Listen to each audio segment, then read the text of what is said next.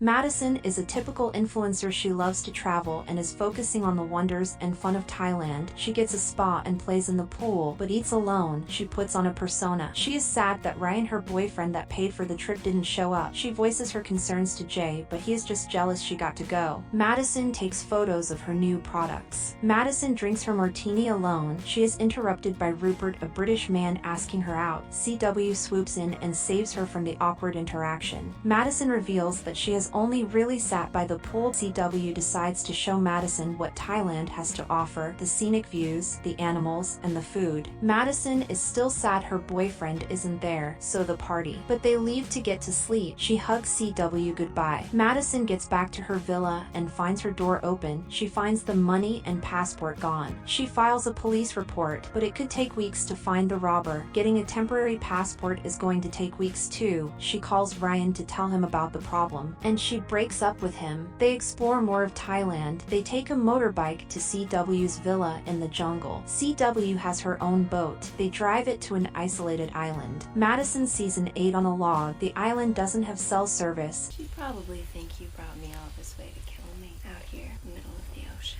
No one can hear you scream. No, I'm not gonna kill you, but I am going to leave you here. First you'll wake up alone. You'll realize I'm gone.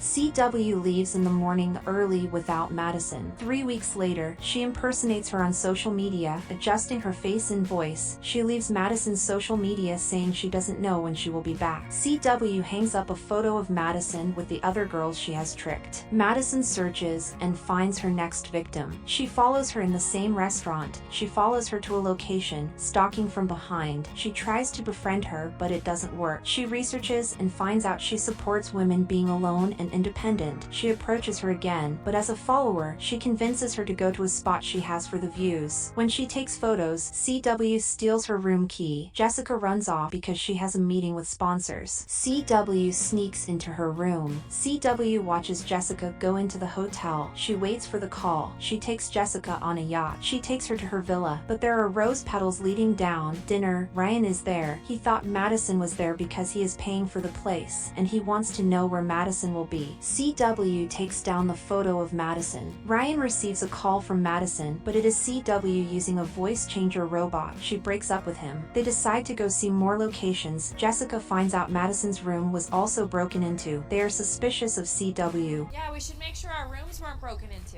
They are at a party. Jessica messages Madison to talk, and CW has her phone, so she follows her as she leaves. Jessica wants to get a different hotel because CW is creepy. She smashes her head against the wall.